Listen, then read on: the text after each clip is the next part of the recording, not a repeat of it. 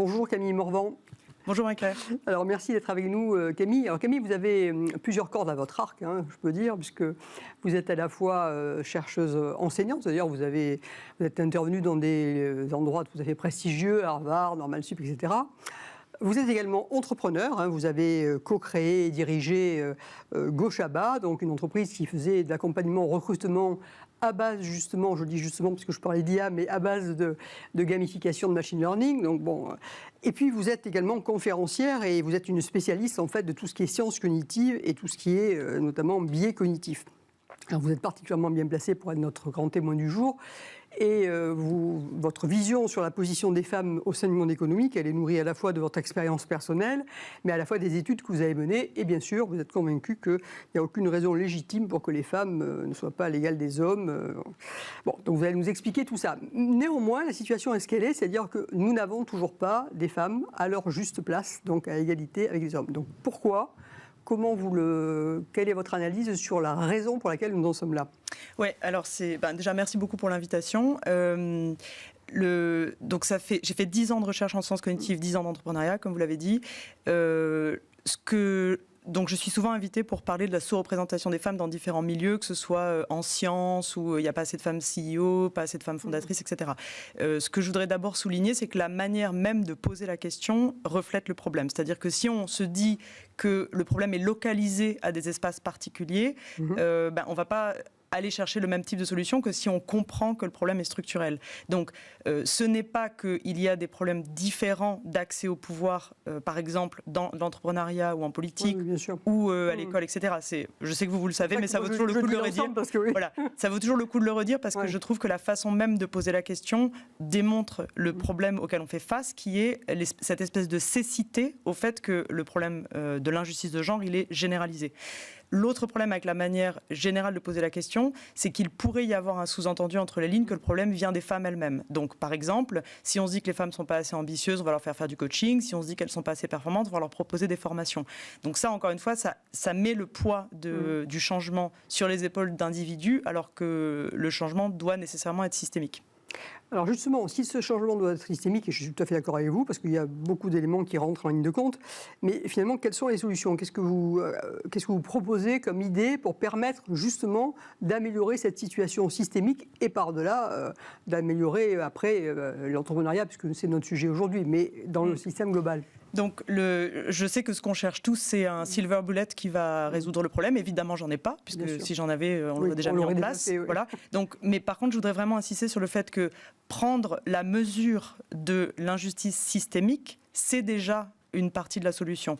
C'est-à-dire que si les femmes comprennent que de manière inconsciente et constante, on leur fait porter le poids de leur soi-disant incapacité et que donc il y a une forme de culpabilisation. Arriver à se libérer de cette idée-là, donc je vais citer juste quelques biais cognitifs qui soutiennent ça.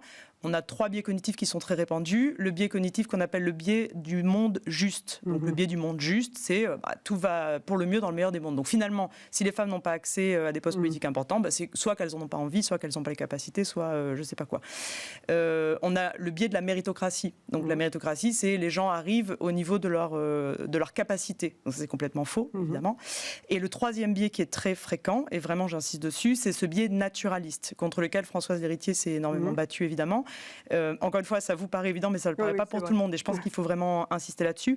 Il n'y a pas de différence de nature ou d'essence entre les hommes et les femmes. Et ces 3 biais-là, parce qu'ils sont présents en permanence dans notre environnement et dans notre quotidien, le fait d'en prendre conscience, ça ne suffit pas. C'est-à-dire, donc, pour moi, il y a vraiment 2 niveaux de changement. Il y a un niveau de changement qui est politique, structurel et économique, qui n'est pas dans nos mains à nous, à part quand on va voter ou bien si on veut être militant. Il y a des choses qu'on peut faire, mais c'est un changement structurel. Et après, il y a la partie, on va dire, personnelle, de jusqu'à quel point on a intégré cette espèce de culpabilisation. Je pense que vraiment, le début de la solution, c'est prendre la mesure, pas juste conscience, mais la mesure du poids de ça, parce qu'à partir de là, on ne va pas chercher les mêmes solutions. Donc, pour moi, les solutions qui sont absolument essentielles à mettre en place, c'est déjà, donc, le fait de prendre la mesure de ça, ça évite de se culpabiliser ou d'aller chercher des solutions qui sont un peu des sparadraps. Donc, encore une fois, faire du coaching, mettre en place du coaching et des formations, c'est très bien, mais ça ne suffit pas. Il y a une autre chose que je pense qui est très importante, c'est ne pas se résigner. Je vous donne un exemple. Dans le monde des startups et de l'entrepreneuriat, il y a quelque chose de très classique, c'est un homme président et une femme DG. Oui, mais ça, il faut pas, bien sûr. Et donc ça, c'est une habitude qu'on a prise de se dire ah bah oui, regardez, ce garçon, il est très bien, il a pris une femme DG. Non, donc là, on se résigne. Donc il faut arrêter de se... il faut pas, il n'y a pas il faut, mais parfaitement raison, comprendre à quel point c'est problématique. Je pense qu'il faut aussi prendre la mesure de quand on veut, on peut, ça ne suffit pas. Donc je rebondis sur ce qu'a dit Isabelle avant, que j'ai trouvé très très bien. Et je pense qu'effectivement, elle apporte une énergie et une positivité qui est importante. Mais il faut aussi se rendre compte que c'est pas possible pour tout le monde, tout le temps, de combattre ces injustices sociales. Et vraiment, l'injustice sociale et l'injustice de genre. Et de pouvoir du coup aussi s'appuyer. Je pense que c'est d'autant plus important pour les femmes d'avoir un réseau de soutien qui est inconditionnel. On n'a pas besoin, encore une fois, de s'entourer de personnes qui vont nous poser des questions sur nous-mêmes parce qu'on s'en pose déjà assez. Oui, mais alors, il nous reste très peu de temps, mais bon, il y a quand même eu des progrès de réaliser. Enfin, moi, je crois qu'effectivement, la situation a évolué. Elle est bien loin d'être à l'optimal, mais elle a beaucoup évolué. Donc finalement, vous, dans votre façon de reposer une question plus fondamentale, vous avez raison, plus globale, plus en amont, etc. Mais alors de ce fait, en 30 secondes, là, l'avenir, comment on fait, combien de temps on met pour pouvoir espérer faire cette révolution culturelle ? La révolution culturelle, elle est déjà en route. Ouais. Et alors, au cours de l'histoire, ça c'est important aussi de se rendre compte que la vision progressiste de l'histoire, moi, j'y crois pas du tout. Je pense pas qu'on aille toujours vers un progrès. Si on veut un progrès, il faut l'arracher, il faut le travailler.